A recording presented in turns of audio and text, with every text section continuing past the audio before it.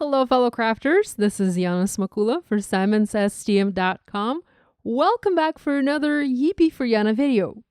It's been a while since I've last done a card with a stamped pattern, a floral pattern, and I thought it was about time to do that.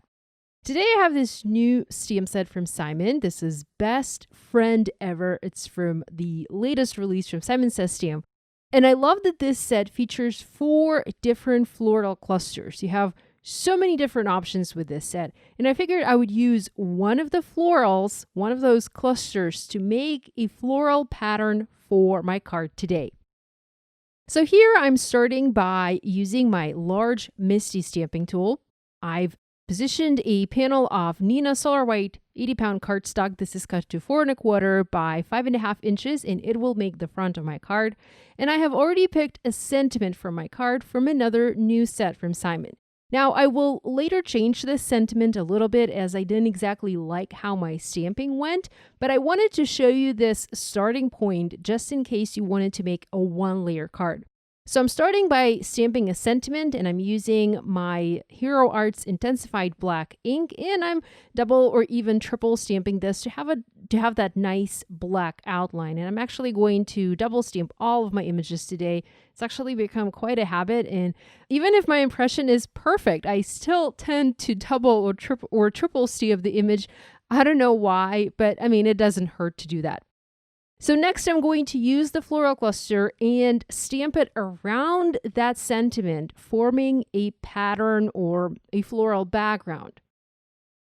Now, if you don't want to have a sentiment directly on the background, you can just skip that step and go ahead and start by stamping the floral cluster right away.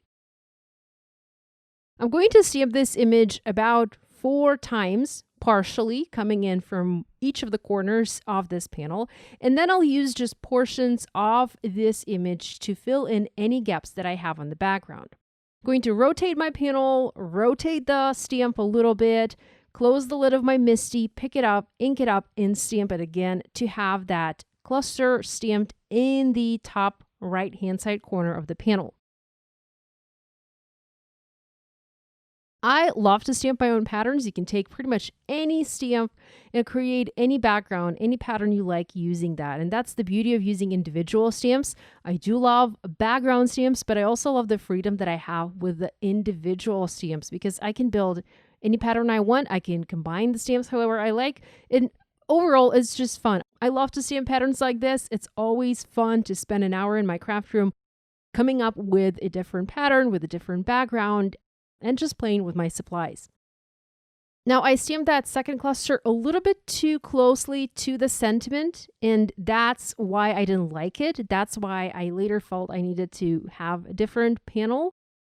That's why I felt I needed to stamp the sentiment on another panel and then foam mount it on the card. But had I not stamped it that closely to the sentiment, I probably would have kept my panel as is with all of the beautiful stamping and the sentiment nestled in between the floral images.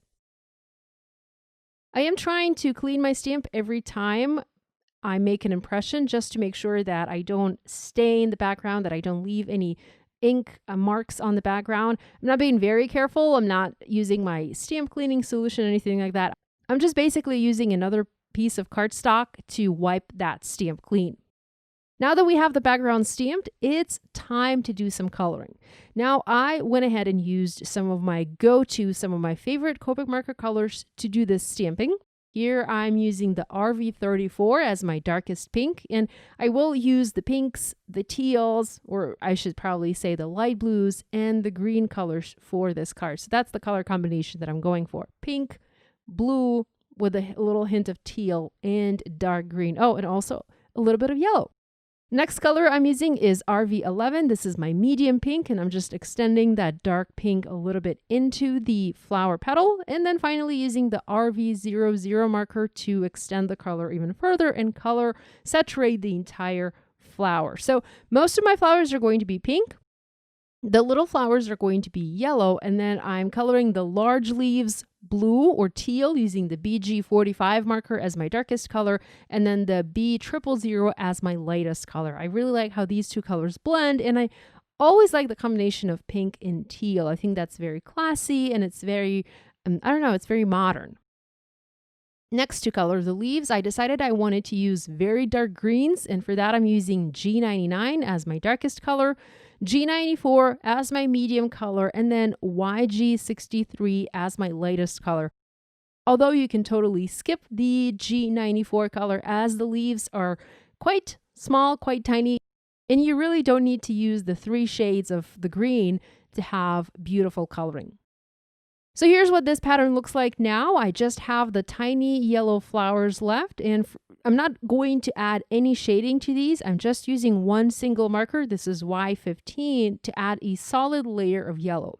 I know I will be adding a highlight to these flowers using a white pen, so I'm not concerned about adding dimension or adding shading to these using my markers.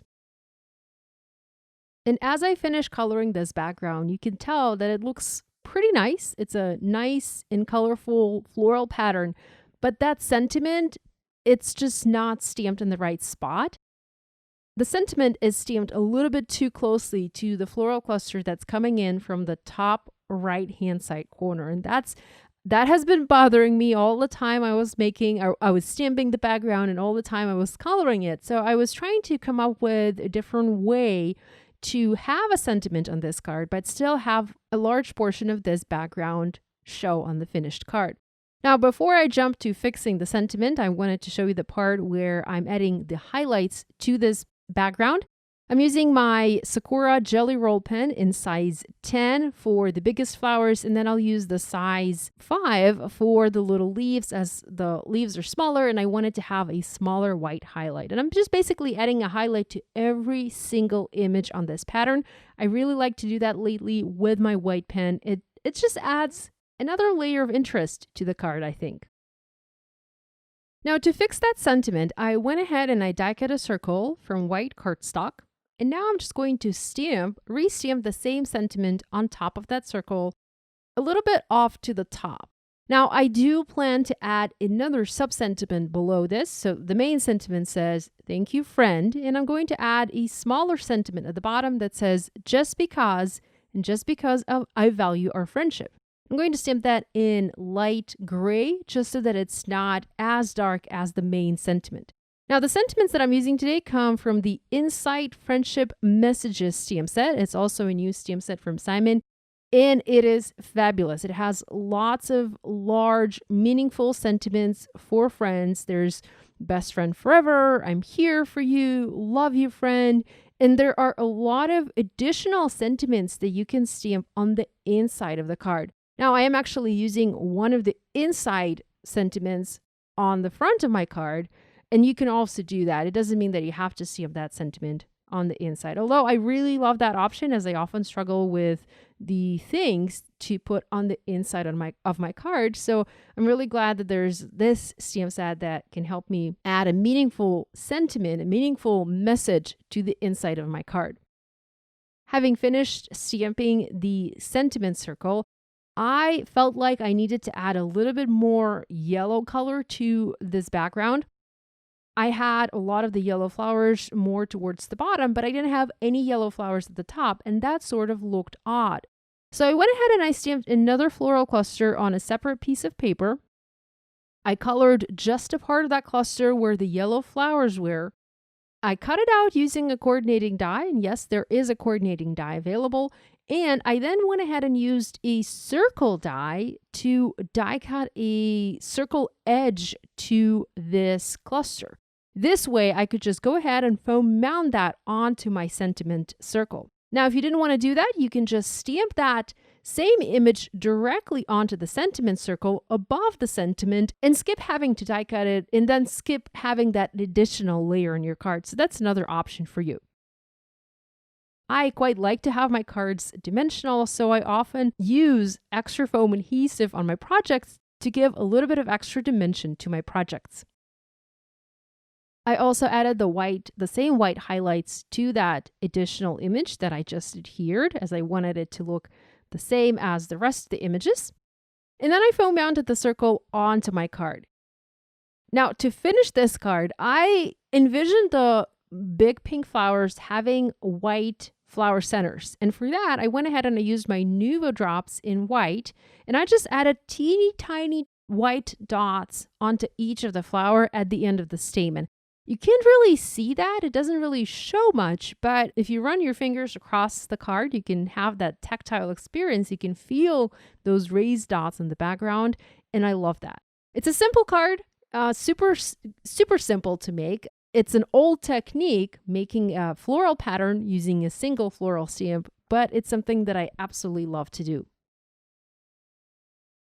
Well, that's it for me for today. I hope you found this video useful. If you make a card inspired by this video, we'd love it if you shared your project online and tagged us on social media. We always love seeing what you guys are making. Be sure to give this video a thumbs up and to subscribe to this channel if you haven't yet done so. Thanks so much for joining me today, and I'll see you next time. Love you guys. Bye.